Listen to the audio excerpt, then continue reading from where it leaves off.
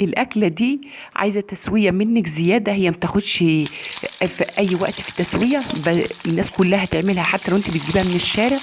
الراجل ممكن يعملها لك في 10 دقايق وانت واقفه، ما تاخدش تسويه كتير. بس انت هتعملها في البيت لازم تسويها حلوه علشان خاطر تبقي ضامنه انك انت موتي كل الميكروبات اللي موجوده في الاكله دي.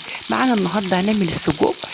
معايا اي كميه سجق عندك، شويه زيت صغيرين زي ما حضراتكم شفتوا، حطيت شويه زيت صغيرين وحطيت السجق فيه انت مقطعاه علشان خاطر ما تبقاش السجق كبير. وبعد كده هو بينزل الماده الدهنيه اللي فيه، كل الدهون اللي فيه بتنزل في شويه الزيت اللي انت حطيتهم دول. فانت بتحمري كل الكميه اللي عندك، وبعد كده تنقصي شويه من الدهون اللي نزلت دي، وتحطي البصل مقطعاه شرايح، والفلفل الاخضر والاحمر والاصفر كل ده متقطع شرايح. هحط على البصل شويه سكر، معلقه سكر كده بتكرمل بيه، يبقى طعمه لذيذ وطعمه حلو ومسكر زي بتاع المحلات بالظبط. يبقى طعم البصل لما تحط عليه اي بصل بتعمل تحط عليه معلقه سكر والكراميل ده كده، يبقى طعمها حلو زي اي حاجه بتشتريها من المطاعم اللي بره. ومعايا الفلفل الاحمر والاصفر، كل ده هياخد تشويحه مع بعضه كده. وبعد كده هضيف الفلفل الاخضر مع كل ده، هتقلبيه مع بعضه كله تشويح كده مع بعضه. احنا مش هنسوي تسويه كامله علشان خاطر لما نحط السجق كله يستوي مع بعض وياخد من نكهه بعض. وحطيت الفلفل الاخضر، وبعد كده الطماطم اللي مقطعاها زي السلطه هتحطيها. لو عندك معلقه صلصه عايزه تحطها معاها تدي لون براحتك. هي الطماطم هتنزل ميتها والخضار وكل ده هيستوي مع بعضه كده، مش هتضيفي ميه ولا اي حاجه.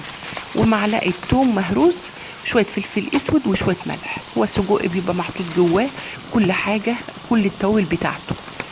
انا كان معايا الصينيه الصغيره شويه فوسعتها في صينيه اكبر.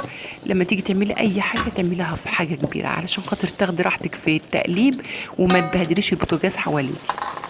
خلاص حطيت السجق بعد ما عملت الخضار ده كله استوى مع بعضه. حطيت السجق وقلبته كده مع الخضار، وبعد كده هغطي واوطي واسيبه يستوي براحته. انا عايزه اسويه في اطول فتره علشان خاطر اي ميكروب ولا اي حاجه فيه في اللحمه دي، يعني نقتل اي ميكروب فيه. درجة الحرارة دي بتموت أي ميكروب في اللحمة، لأنك انت ما انتش عارفة ايه اللي معبي السجق ده معبيه عامل فيه ايه. ويا ريت تجيبي انت الحاجة عندك وتعمليها في البيت، يبقى أحسن بكتير. لايكات وتعليقات وشيروا الفيديوهات علشان قناتي تكبر بيكم. فيديو سهل وبسيط. هتاكليه بالعيش، هتعبي في السندوتشات كده في عيش بلدي، عيش فينو ومعاه الطحينة. أكلة لذيذة وسريعة وما بتاخدش أي وقت.